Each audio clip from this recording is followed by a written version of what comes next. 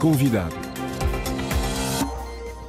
O nosso convidado esta terça-feira é Carlos Villanova, presidente eleito em São Tomé e Príncipe. Já teve a oportunidade de falar com o Sr. Primeiro-Ministro Jorge Bonjus?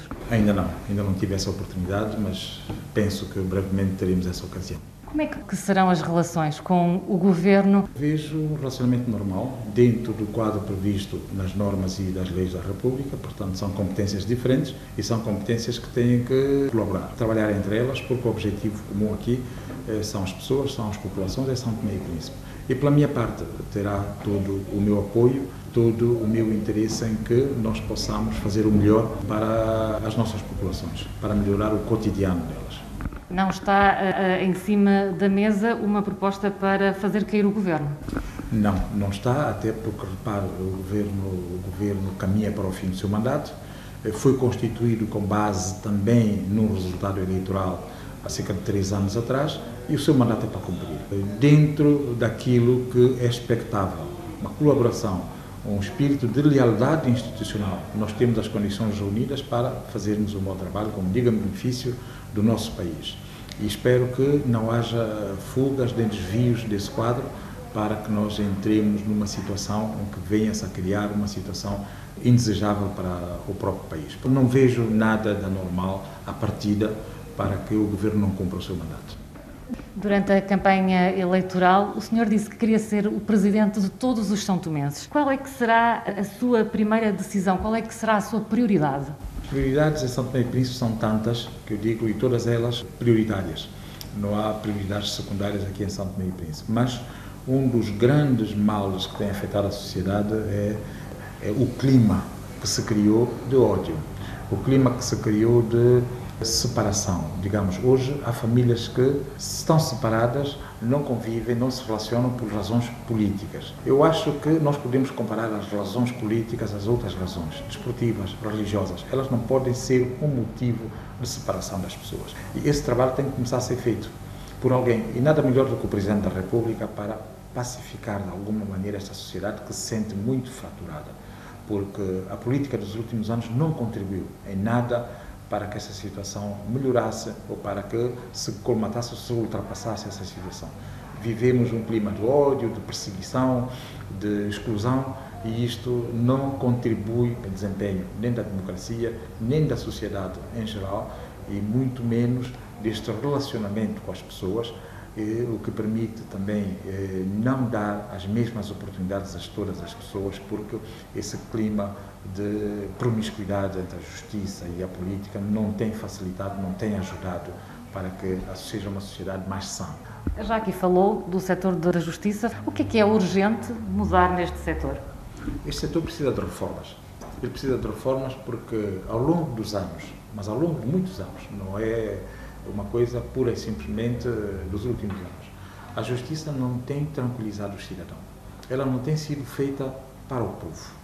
E quando assim é preciso reformar, é preciso mudar coisas. Nós vamos aproveitar o que são boas coisas. Nós vamos aproveitar porque, repare, os agentes judiciais não são todos eles maus. Eu não estou-me a referir apenas aos tribunais, estou-me a referir a todo o sistema. Refiro-me aos funcionários, por exemplo, que precisam de formação e de condições materiais para desempenhar o seu trabalho, precisam de instalações adequadas. Refiro-me ao estabelecimento prisional também, que se não tiver formação e tiver condições de trabalho, não farão bem o seu trabalho. As polícias, quer judiciária, quer nacional, elas têm que ter condições para que possam fazer bem o seu trabalho preparatório antes de chegar à Procuradoria-Geral da República. O Tribunal Constitucional também? Inclusive. Sobretudo durante o curso das eleições, nós vimos fragilidades que têm que ser corrigidas. E eu não teria problemas nenhum em falar, em confrontar todos os atores nacionais com este problema, com este facto, para que juntos também saibamos ultrapassar e encontrarmos um mecanismo que promova uma justiça saudável, uma justiça que sirva os cidadãos e São Tomé e Príncipe. Pondera um debate sobre a reforma da Constituição são-tomense? Pondero, mas é preciso que haja iniciativas. Se sentir, como Presidente da República, que há uma maioria preparada para este facto, nós avançaremos para esse facto, até para evitar aquilo que alguns candidatos a correr das eleições presidenciais na primeira volta em debates que nós tivemos, chamavam de pontos obscuros, que a Constituição tem pontos obscuros que se precisa clarificar. E, havendo condições para isso, sim, o Presidente promoverá este debate. Que países e organizações vai privilegiar para promover a imagem de São Tomé e Príncipe no estrangeiro? Sabe que isto é uma área que é partilhada entre o Presidente e o Governo. Eu não estou de acordo com a forma como nos últimos anos nós temos lidado com a nossa política externa. E por não estar de acordo, então, com o Governo, teremos que ver as novas estratégias. Ver o que está mal, muita coisa está mal, aconteceram coisas que são factos, eu fui apontando e fui dizendo, e esses fatos não podem, até porque nós não podemos viver num país e desenvolver uma política externa com usurpação de competências, com situações que acontecem e o chefe do governo não sabe, com outras situações mais caricatas. Isso descredibiliza o país e dá uma muito má imagem do próprio país, e nós, como país que somos, não há pequenos Estados, há Estados, mas nós temos que ter a noção do que é o nosso Estado. Não podemos nos permitir que, à medida que cada ação é executada, ela põe a nossa imagem numa situação ainda muito mais complicada do que a que já existe. E então eu terei ocasião de discutir, analisar essa questão e contribuir para um redimensionamento do que se quer a rede diplomática, contribuir para uma redefinição do que será a política externa de São Tomé e Príncipe. Os partidos políticos são os pilares da democracia e eu não pretendo que deixemos de viver a democracia, por isso farei tudo o que estiver ao meu alcance para nós ultrapassarmos essa questão. A diáspora teve um papel muito importante nestas eleições. Vários analistas dizem que é fundamental que os políticos não esqueçam a diáspora. Qual é que será a sua política relativamente à diáspora? Uma primeira medida é trabalhar no sentido de encurtar as distâncias. Eu vejo a questão da diáspora, sobretudo, porque se nós conseguirmos, de facto, não é um assunto que se faça de um dia para o outro, mas se nós conseguirmos trabalhar, dar sinais claros de que São Tomé e Príncipe pode entrar na rota do desenvolvimento. Quando digo entrar na rota do desenvolvimento, é criando condições para a atração de investimentos, criar um bom ambiente de negócios, fazer com que as pessoas sintam que há oportunidades em São Tomé. Elas deixam de ter aquela necessidade de emigrar, ir para o exterior para sobreviver. Se nós conseguimos criar condições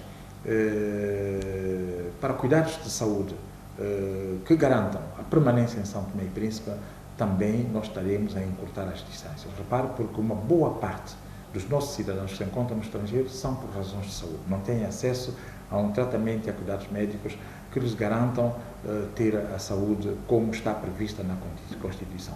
Portanto, saúde vai ser um setor que eu darei também bastante contributo, bastante atenção, para que as pessoas tenham esta ocasião de ver a sua saúde cuidada, tratada, garantida em São Tomé e Príncipe, não ter necessidade de, por qualquer situação que aconteça, ter que sair para tratar e muitas vezes não pode regressar no tempo previsto porque um tratamento pode ser mais ou menos prolongado. E depois dizer-lhe que isto no quadro da cooperação da tal diplomacia económica podemos encontrar formas de fazer e nós também juntos podemos encontrar formas de melhorar esta situação internamente. E depois, ver a situação dos jovens estudantes e das tais bolsas de estudo, também como é que podemos enquadrar isso. Portanto, eu acho que nesses três aspectos nós encontraremos aí forma de encurtar distâncias. Ao encurtar distâncias, teremos aqui as pessoas a se sentirem bem e não ter necessidade de emigrar para sobreviver. Muito obrigada. Carlos Villanova, presidente eleito em São Tomé e Príncipe, foi o nosso convidado esta terça-feira.